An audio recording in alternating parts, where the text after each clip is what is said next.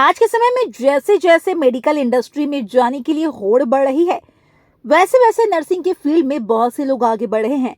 Nursing के field में career बनाने के इच्छुक छात्रों के लिए एएनएम यानी ऑक्सिलरी नर्सिंग मिडवाइफरी और जीएनएम यानी जनरल नर्सिंग मिडवाइफरी दो पॉपुलर कोर्स होते हैं, लेकिन इसमें कुछ महत्वपूर्ण अंतर भी है। बहुत बार विद्यार्थी इन दोनों का चुनाव करने में कंफ्यूज हो जाते हैं। इसमें आज के वीडियो में हम एएनएम और जीएनएम कोर्स के बारे में विस्तार से जानेंगे। हम आपको दोनों ही कोर्स के बारे में बताएंगे और साथ में इसके अंतर को भी समझेंगे, ताकि आप इनमें से किसी का चुनाव कर सके और साथ में दोनों को जान भी सके। तो आइए सबसे पहले दोनों के बारे में जानते हैं। एएनएम 1-2 साल का डिप्लोमा कोर्स है, जिसमें छात्रों को प्राइमरी हेल्थ केयर, प्रेनेंटल और पोस्ट पैटर्म देखभाल, नवजात शिशु की देखभाल और कम्युनिटी हेल्थ जैसे विषयों का अध्ययन कराया जाता है।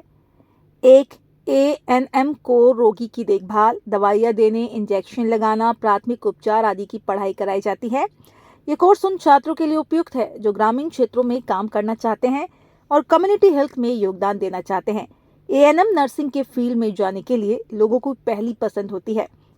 आइए इसके लिए आवश्यक एलिजिबिलिटी को भी समझते हैं।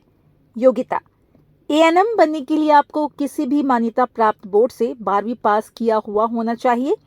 इसके साथ ही आपने अपने 12वीं में साइंस विषय पढ़ा हुआ होना चाहिए। इसके साथ ही आपकी उम्र 17 से 35 साल के बीच होनी चाहिए। इन सभी एलिजिबिलिटी को होने के बाद ही आप एएनएम बनने की पढ़ाई कर सकते हैं।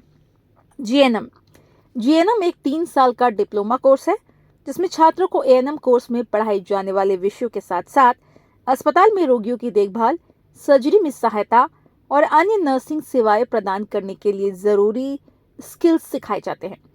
ये कोर्स उन छात्रों के लिए उपयुक्त है जो अस्पतालों या अन्य स्वास्थ्य संस्थाओं में काम करना चाहते हैं। देखा जाए तो ये एएनएम का एडवांस वर्जन है, जिसमें एएनएम की ट्रेनिंग के साथ साथ आपको एडवांस ट्रेनिंग दी जाती है। एएनएम कोर्स में पढ़ाए जाने वाले सभी विषयों के साथ साथ अस्पताल में रोगियों की देखभाल, सर्जरी में सहायता आदि की भी ट्रेनिंग इसमें दी जाती है। नर्सिंग का यह एक तरह से एडवांस कोर्स है। योग्यता: जीएम बनने के लिए आपको 12वीं साइंस से पास किया हुआ होना चाहिए। इसके साथ ही एएनएम की तरह इसमें भी आपका उम्र 17 से 35 साल के बीच में होना चाहिए। इसके बाद आप इसके लिए एलिजिबल हो पाएंगे। इसके बाद आप किसी भी कॉलेज से उसकी पढ़ाई करके जीएनएम बन पाएंगे।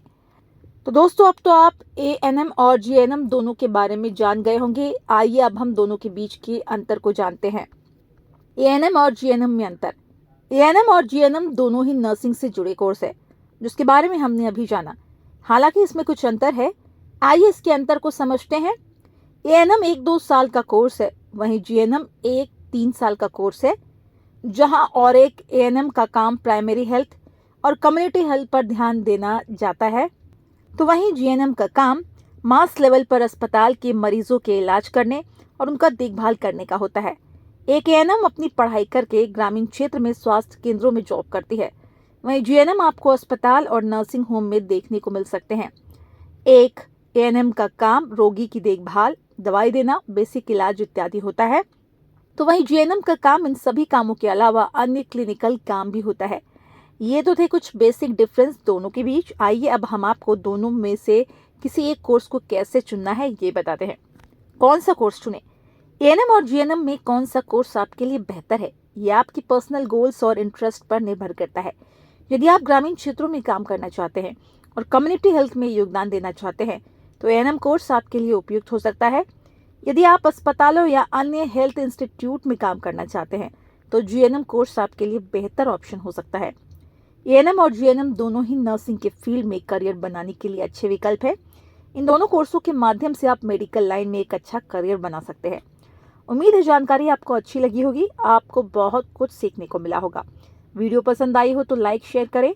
चैनल को अभी सब्सक्राइब नहीं किया तो जरूर करें। मिलते हैं आपसे अगले वीडियो में। Thanks for watching.